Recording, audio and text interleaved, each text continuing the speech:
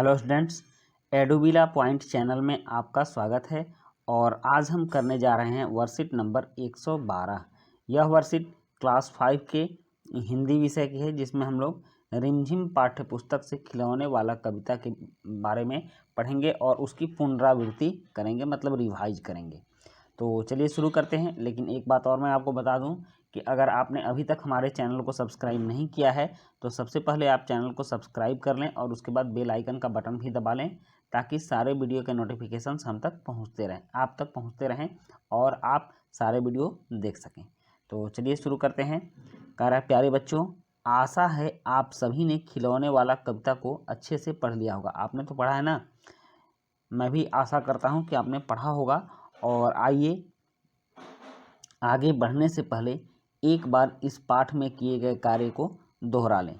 तो ये रिवीजन की वर्कशीट है, तो इस रिवीजन की वर्कशीट में हमें थोड़ी सी रिवीजन करनी है। तो आप देख लीजिए, यहाँ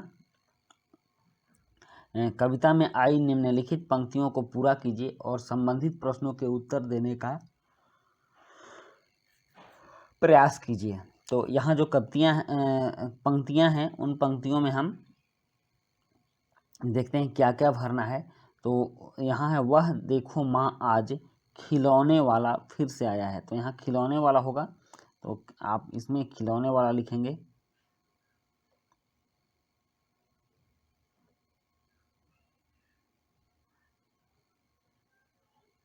खिलौने वाला, इस खाली जगह पर आपको खिलौने वाला लिखना है।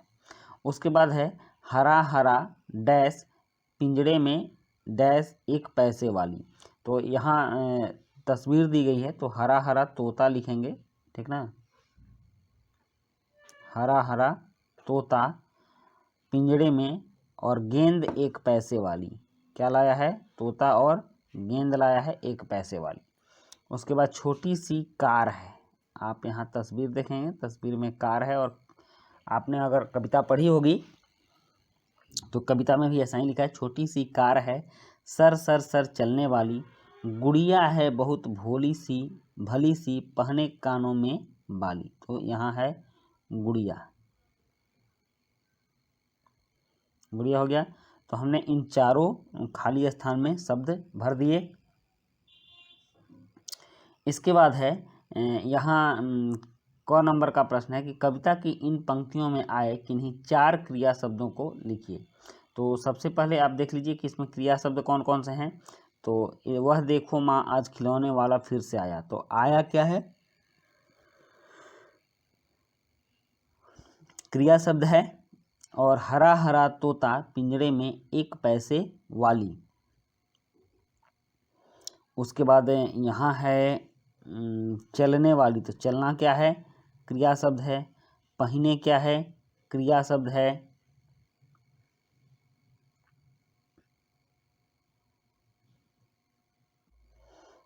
और यहाँ एक और है, देखो। देखो शब्द क्या है? क्रिया शब्द। तो इसमें चार क्रिया शब्द आए हैं और चारों क्रिया शब्द को आपको लिखने हैं। जैसे कि आप देख लीजिए, इसमें लिखेंगे हम देखो।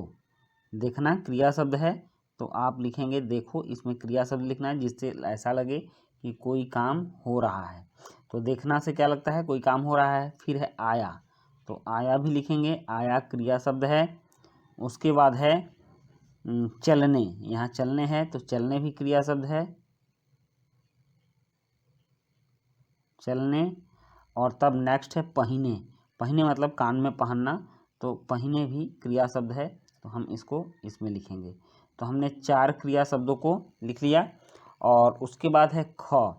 ख में क्या करना है बच्चों कि तुकांत शब्दों वाले शब्द लिखने हैं। दो दो तुकांत शब्द। जैसे ये पैसे है, तो पैसे है, तो पैसे का तुकांत शब्द क्या होगा? कैसे।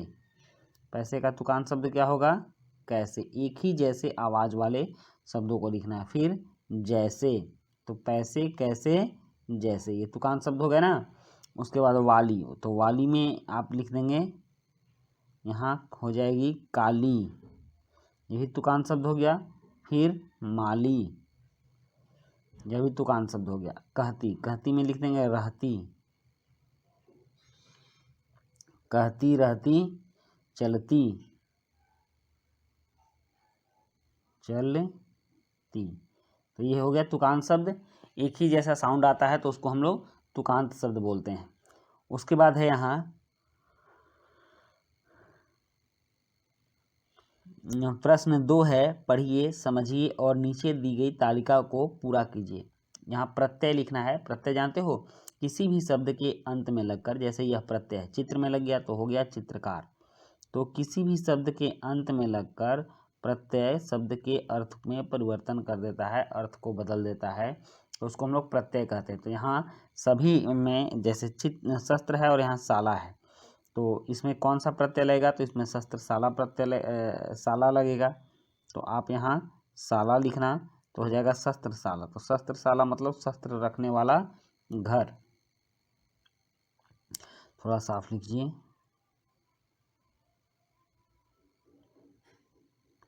शस्त्र शाला का मतलब हो गया शस्त्र लिखने वाला घर। उसके बाद है लिख, तो लिखने में ना प्रत्यय है तो ये हो गया लिखना।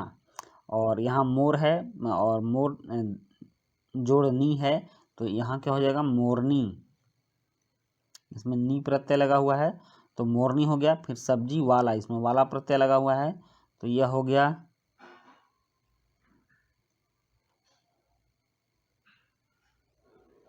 सब्जी वाला। उसके बाद देखते हैं इधर, यहाँ मूल शब्द तो वहाँ वाला है और फूल वाला, तो इसका मतलब है कि इसमें फूल लगेगा, क्योंकि फूल में वाला प्रत्यय लगा है तो क्या बना है फूल वाला। उसके बाद है यहाँ पाठशाला, तो पाठशाला में यहाँ पाठ होगा मूल शब्द और शाला होगा इसका प्रत्यय, तो हो गया पाठशाला। उसके बाद है नी, तो नी है तो आप यहाँ कर मूल शब्द लिख सकते हो और यहाँ नी हो गया तो हो गया करनी। या फिर ओढ़ लिख दीजिए और नी लिखिए तो ओढ़नी हो जाएगा, ठीक ना। तो इस तरह से बहुत सारे शब्द इससे बन सकते हैं। शेर है और इसमें नी प्रत्यय लगाएंगे तो शेरनी हो गया। और फिर यहाँ है जिसमें कि ना मूल शब्द दिया है, कुछ नहीं दिया है, तो आप कुछ भी लगा सकते हो, ठीक ना। तो आप यहाँ लिख देना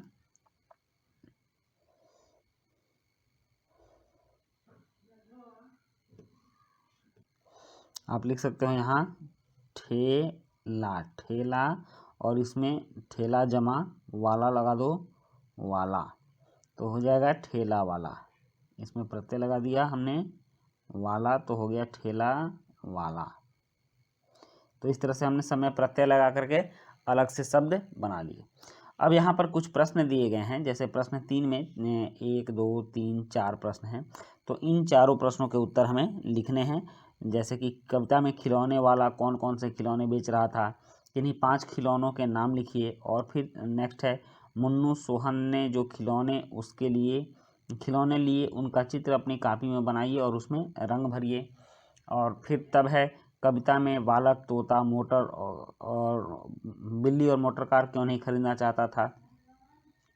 उसके बाद है कविता में बालक तो कौन सा खिलौना लेना चाहता था और क्यों।